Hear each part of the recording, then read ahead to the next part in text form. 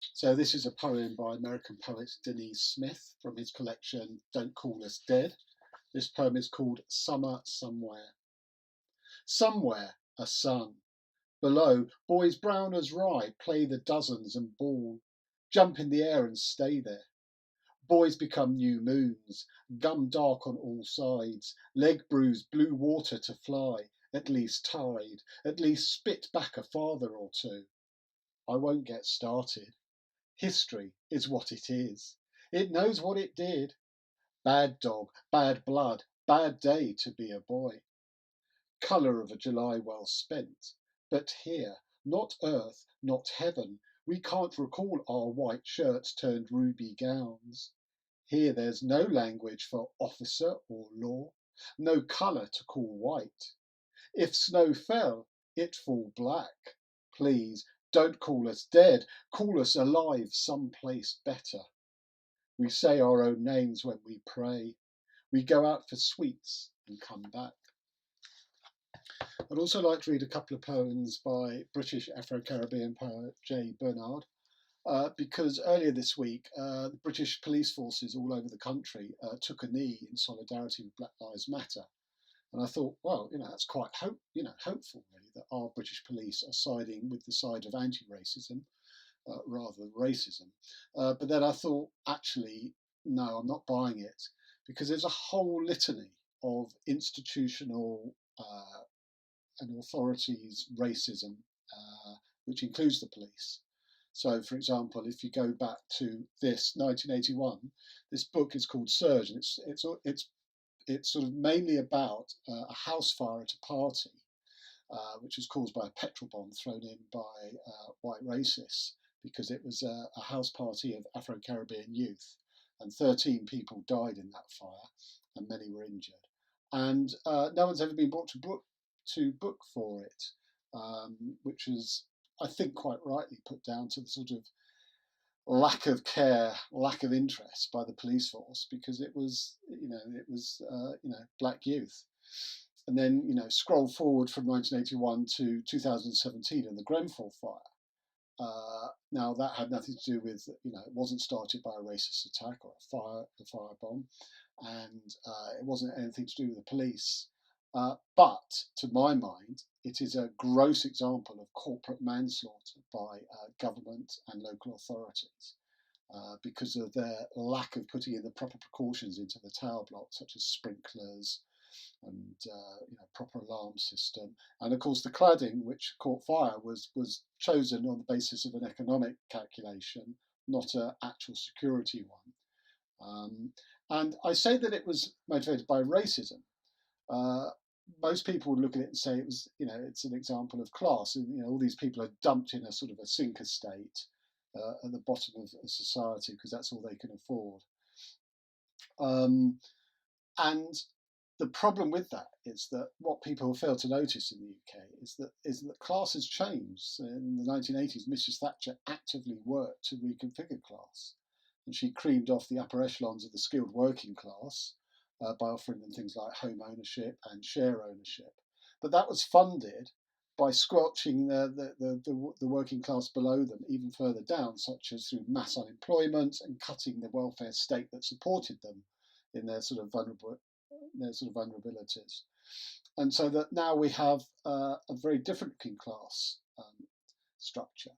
And that, scroll forward to 2000 and 2010, and that, part of the people at the bottom of the class pyramid are made up of migrants and recent migrants, who are the people who are prepared to do the worst paying jobs in the country, 0 hours contract and all that sort of thing. So that you cannot deny that there is a race and ethnicity element to something like Grenfell, where those people are all congregated together. And there was a disproportionate amount of migrants and recent migrants and their families who died in the Grenfell fire, and there's a reason for that. Other cases, so the case of the stabbing to death of Stephen Lawrence by a white gang of 4 or 5 youths, which the police, everyone knew who'd done it, but the police just didn't bring them to book for many, many years, didn't do a proper investigation, didn't collect evidence properly, until finally sort of public pressure and pressure in the media forced them and in fact 2 of the gang were finally put behind bars. Um, the shooting to death in Tottenham of Mark Duggan by the police, which prompted the 2011 riots. Our very own ex-Prime Minister Theresa May, when she was the Home Secretary in 2013, she endorsed a campaign of vans going around the country with the message "Go Home," which was supposed to encourage illegal immigrants to look to go back to where they came from. Now, whatever your feelings on illegal immigrants, the message "Go Home" is an absolutely standard racist trope that's used still in this country. And for the government to basically parrot that language is absolutely unforgivable.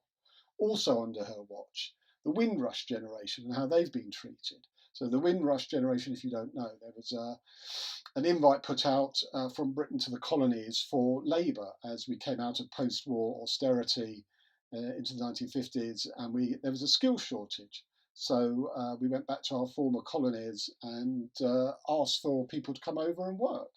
And the Windrush is the name of one of the boats that brought people over from the Caribbean. And that's why they're known as the Windrush generation. And they met a lot of racism, when they first landed on our shores, even though they'd been invited.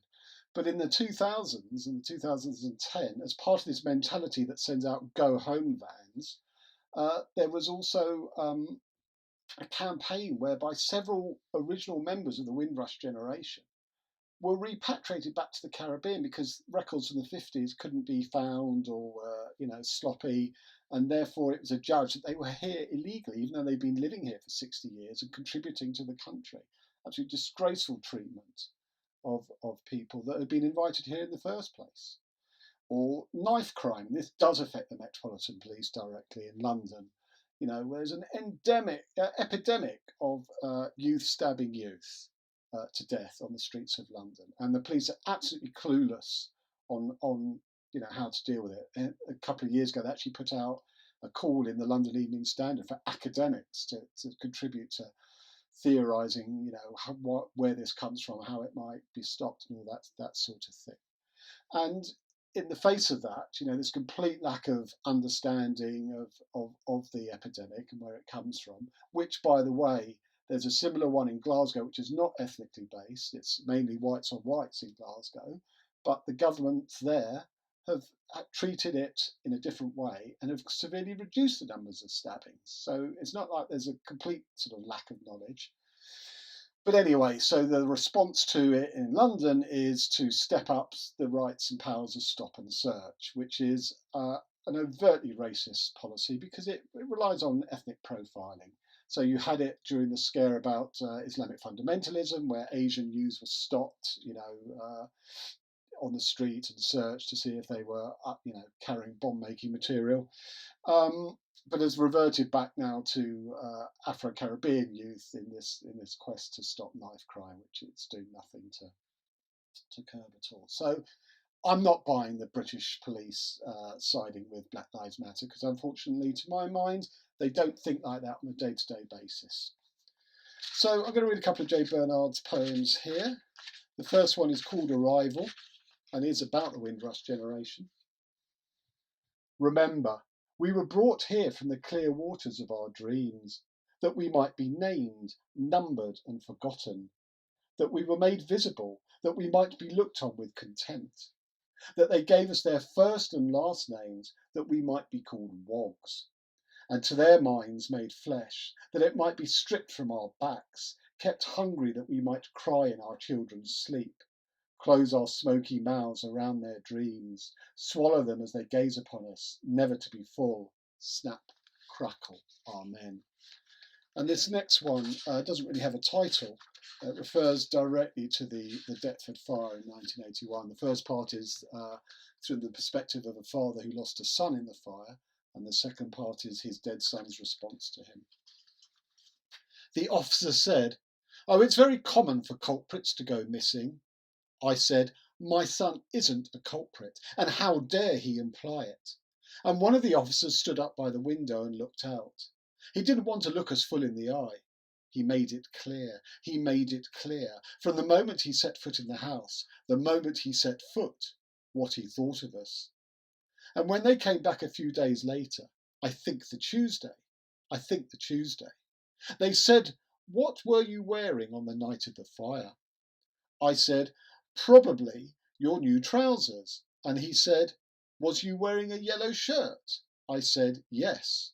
"Brown shoes?" I said, "Yes." And he took out the items from a plastic bag. He took your things from a plastic bag. And he says, "Does this look like it? Does this look like it belongs to you?" I says, "Yes." And he says, "Do you recognise this key?" I said, "Why don't we try it?" And we struggled, and it fit. "I'm sorry, I'm so sorry, I'm so sorry." So I said, "What are you sorry for?" "I want to see my son." Stammer, stammer, they say that they don't think it's a good idea. I said, "I am your father." I said, "I am your father, I want to see you." They led us down to a room, and on the table there you was. No face, nothing to speak of. I said, "This is the body where you found the clothes?" Nod, nod. So I said, "It must be you. This must be my son." "You came, Dad." I'd been lying there all night, and I couldn't move. I opened my eyes, and I was in the house, and everything was black, Dad. I had been at the party a few hours, and I didn't know anything about what happened, Dad. And I felt someone touch me, but I was stiff, Dad. I've never been so stiff before. I tried to say, it's me. But they were looking at me so strangely, Dad. Like he couldn't stand to look at me, couldn't stand the sight of me. Police always looked at me like that. And he turned me over, and he took the shirt from under me, and they wrapped me in a blanket and drove me here. And I was lying there waiting for you, Dad. Across the table there were bodies, Dad, twisted, Dad, no heads, like screaming branches of a tree, Dad. Loads of them, I swear, and I heard them say, they were saying, "And then you came, and I was calling out to you, Dad. And I know you heard me because here we are, Dad. Come back. Don't bury me. I can't stand it. I can barely stand it when the lights go off and I'm here. And spend the whole night listening for you, Dad. I want to crawl between Mum and you. In your bed. In your sheets, Dad. That's the only kind of burying I want."